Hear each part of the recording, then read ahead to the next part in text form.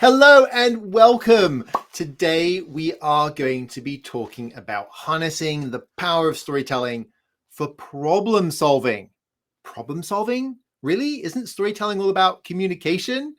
Well, problem solving and storytelling is all about effectively solving problems, establishing strong relationships with customers and clients, and ultimately finding ways to break problems down and solve them with storytelling. And you might have tried to dig into storytelling in business and explored it. And if you did, you probably came across stuff like the following, right? Do you recognize these? Hero's Journey, Pixar's Tips. This stuff is not only a little bit on the complicated and confusing side if you don't spend all your time focusing on storytelling, because, for example, doing your job or running your business, but they're also not really useful in business unless your entire role, like mine was 10 years ago at Microsoft as chief storyteller for Microsoft Dynamics, just focusing on storytelling, which is what I started going down the rabbit hole on all of this stuff. And why did we want to do it? We wanted to tell better stories, right? And through that experience of getting better at telling business stories and figuring out how to help you tell better business stories, I've also learned that the act of figuring out what the story is an act of problem solving itself. And so that's what we're really going to be focusing on in this little chat in the blog that goes along with it. And that is ultimately, whether you realize it or not, storytelling is a tremendous part of our everyday lives. We're always putting ourselves at the center of our story. We're always trying to predict what other people are going to do based on what our prediction is for their story. That's all about something, by the way, that's called theory of mind. It's a really fascinating topic. We also use storytelling to make sense of the world around us and then to obviously communicate and interact with other people. And when it's used correctly, storytelling can also be a powerful problem-solving tool. And in business, that's super important, because what is business about? It's about finding a better way to do something and packaging that up in something that people can buy, right? And it's ultimately about real-world scenarios, right? If you're not going to sell a product or a service that doesn't solve some real-world scenario. So if you make that effort to go through thinking about problems from a story perspective, then it's going to really help with that. And in fact, real world, another word for that, one of my favorites, is outside in. It's not far from the idea of not being able to see the forest for the trees. Ultimately, we're all experts in our own business, right? And the process of expertise creates something that Chip and Dan Heath characterized as the curse of knowledge. The curse of knowledge is an inside-out mindset. And so an outside-in mindset is putting the customer at the center of your thinking, putting those real-world problems at the center of your thinking, and ultimately becomes a tool that can help you work backwards to turn that situation into a story, to help you understand the situation, the problem better, help you communicate that to your colleagues better, and then ultimately solve the problem in a way that is already marching towards great storytelling when you eventually get to a place where you're telling or you're communicating. And really, the telling, even the word storytelling, it bothers me. It's the act of telling, of course, telling, talking, spewing information from one's mouth is a thing, right? And if you tell a story, kind of technically you're doing that. But the thing that bothers me about it is that the beauty of storytelling, it's not telling, it's not describing, it's showing. It's going through an experience and surfacing the emotions and the reactions that you have hearing that story, and therefore getting you to embrace and understand that. I literally was using storytelling with my 9-year-old last night, talking about friendships and giving people second chances and the golden rule. And as a part of that, the most effective part of my conversation with him was telling stories about my own life, my authentic stories that helped him really see that from a different perspective, because he was living the story in his head as I told him it. And showing and communicating life's complexities is much more enjoyable, quite frankly, when we hear it in a story than having a bullet list read off to us. And so doing this, taking this approach is going to help you get a better understanding of your customers, their needs based on what problems exist, communicating the ideas that are complex and in a simple way. Like I said, that starts with you and your colleagues. Quite frankly, it starts with in our own brain, so breaking down the problem so we can understand it. If we can't understand it, we can't start solving it, right? Next step, colleagues. Then the next step out from that, partners, and then eventually your clients or customers.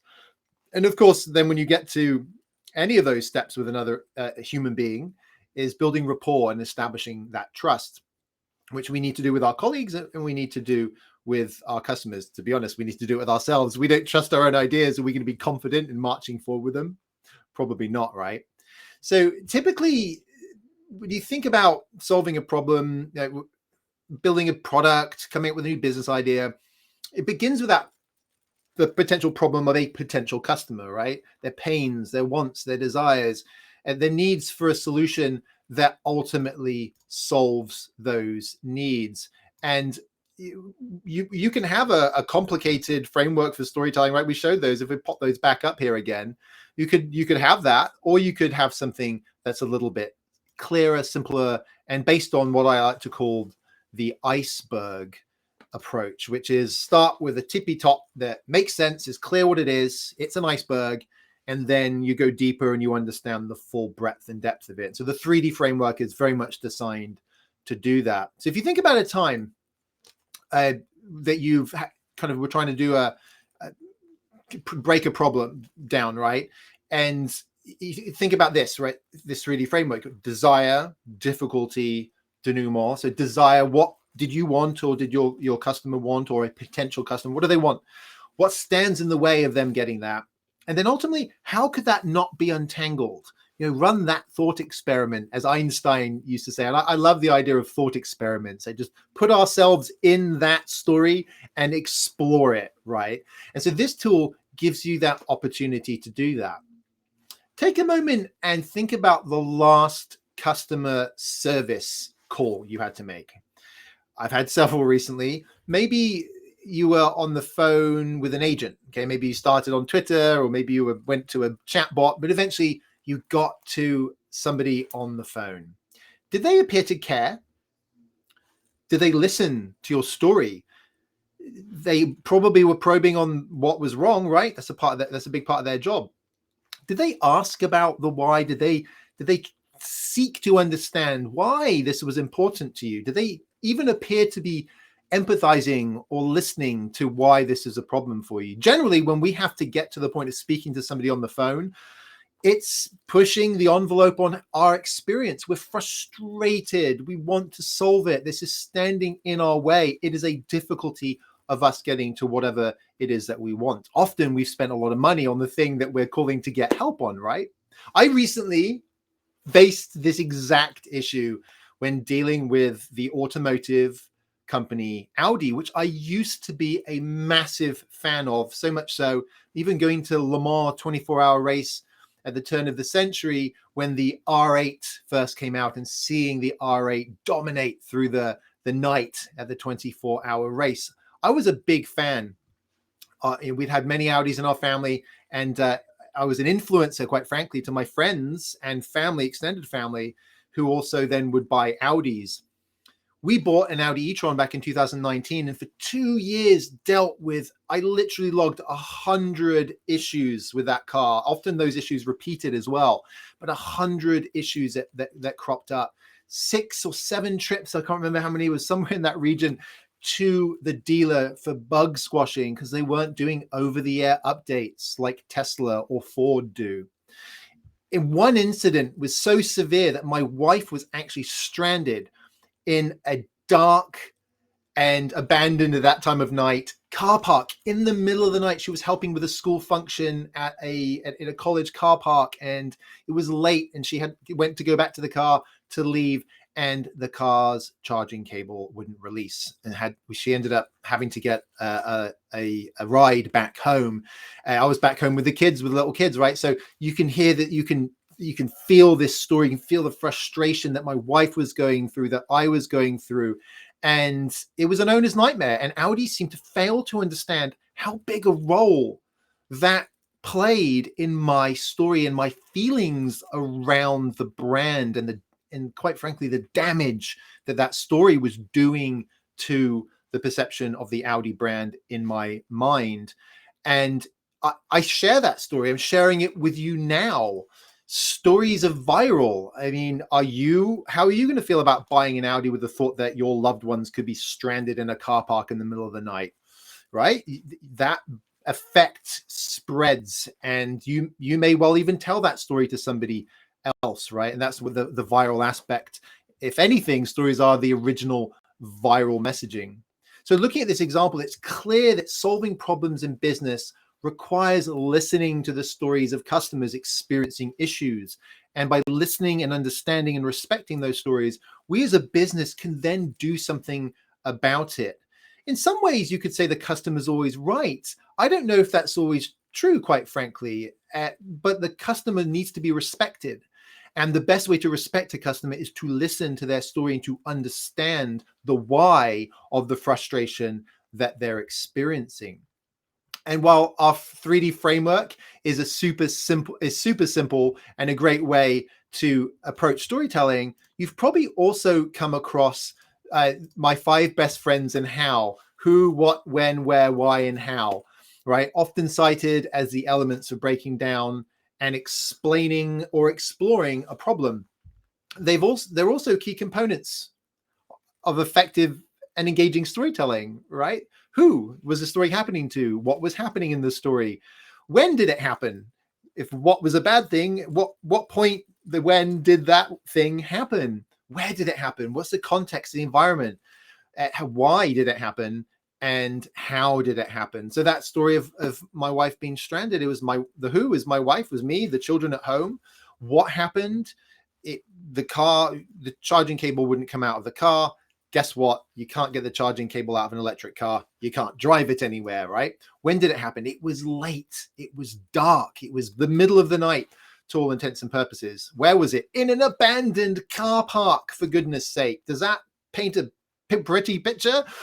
Why was it happening? We had no idea, right? But the why of my wife was, I need to get into my car so I can be safe and get back home to my family. And how did she approach it? Well, she had to call a lift to get taken home. And we then had to contact Audi and go back the next day and go through a whole process and eventually figure out how to get this thing unplugged.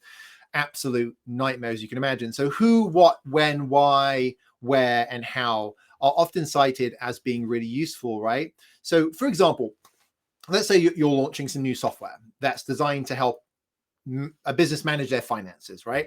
You could break down the information of the potential problems into small stories that reveal, not just explain, how the software works and what it can do for those who use it. I will tell you, by the way, that there is an emergency release buried within most electric cars somewhere where you can actually yank it and result in getting that charging cable out, right? And so that you're more likely to remember that now than just being told it. And by the way, it's not just pulling the cable out itself. If you do that, you could actually break it, I believe. So you could telling and showing a story about this business owner with this finance software is another way to approach it.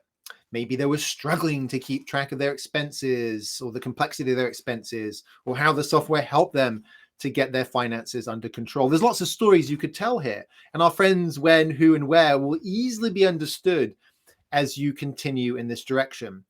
I would suggest pondering questions like, when did this happen? Who is involved? Where did this happen? A sprinkle of context will go a long way. Like salt, though, don't overuse your context. You spend too much time on context and you bore people and you lose their attention, and if you lose somebody's attention, you're not ever going to be heard, right? Get attention, be heard, and sell more. So before long, you'll start to see how the 3D framework is just as easy to remember. In fact, it's a bit easier because it's only 3 things, and it will help you keep those 6 pals focused on getting you to a story. The desire, right? So what is desire? Desire includes the who, right? And the why, and some of the what, right, in terms of what they wanted, but that the why, the motivator behind this.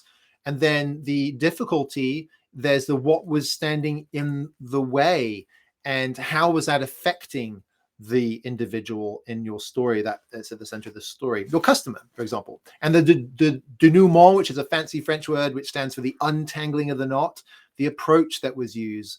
How did they approach this? What product did they use as a part of it, or service? It's where you slip in your company, and what were the outcomes as well? What did they learn, and why does that matter?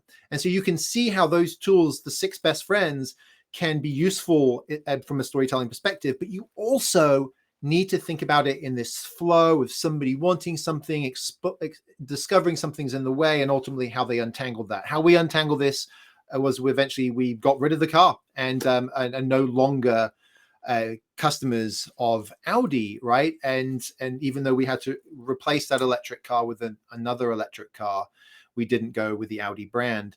And so that ultimately is the outcome of your story. And so you can see how these things work together. Problem solving, storytelling, a match made in heaven. Make sure that you're thinking about your customers' stories. Use storytelling or story as a way to break down your customer's problem.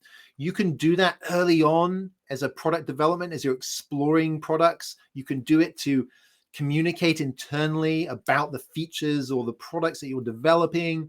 You can do it with your sales teams and your partners to communicate the importance of why this product helps somebody. And then ultimately you eventually get to the place of telling those stories and showing your customers what's possible. And by including storytelling at every step along the way, from the problem solving all the way through, you're building that muscle, you're building that story momentum, and you're ultimately going to get to a place where you're going to be able to leverage the power of storytelling to solve the problems and communicate more effectively. Now, the 3D framework is also a part of something that we like to call the Storytelling for Action Playbook, the Storytelling for Action kit.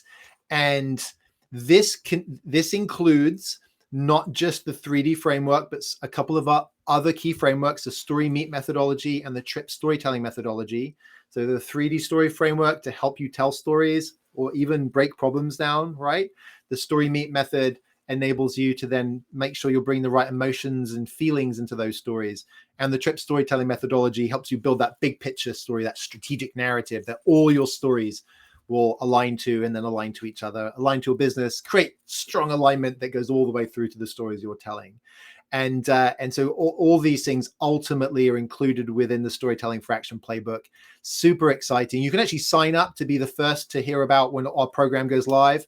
And the book is actually going live virtually as we speak. The ebook is actually already up online. And let's actually see Storytelling for Action.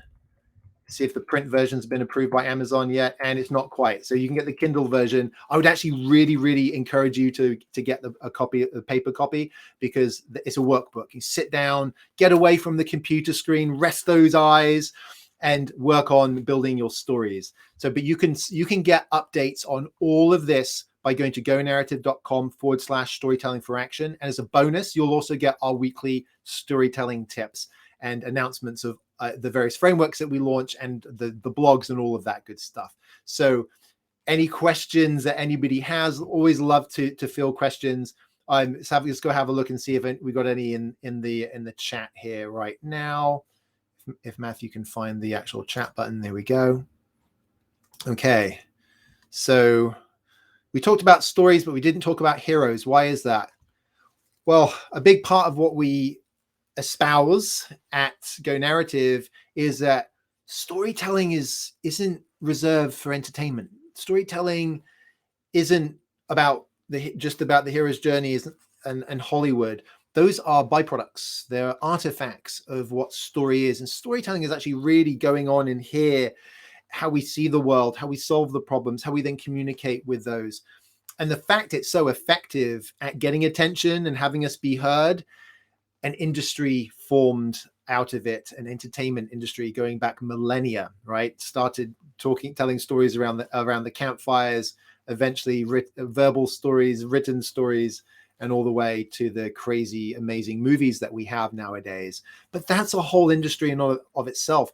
You can use storytelling in business, and you don't need to think about things like heroes or the hero's journey or story arcs, right? These types of things are interesting if you want to geek out on storytelling. Obviously, that's something that I've spent a lot of time doing, but you don't need to look there for help telling stories in business or using storytelling in business to do things like solving problems. So great question there. And that looks like it for now, and that's absolutely fine. You can reach out to us at gnhelp@gonarrative.com, and you can sign up for Storytelling for Action at gonarrative.com/storytelling. And we are super excited to get that Storytelling for Action playbook into your hands. I think you're going to find it really useful. We use it with our coaching clients. We use it with our workshopping, with our corporate and the medium, large size businesses that we work with. We use it with everyone, and you can use it too. And we've designed it to package as much of that up as possible to help you get going with storytelling on your own as quickly, easily, and financially as accessible as possible. So Storytelling for Action is available at gonarrative.com/SFA. Super excited for you to hear more about it. And let us know if you have any questions. And as always, we'll be back this time next week to do another stream and answer any of your questions. Have an absolutely wonderful day and happy storytelling.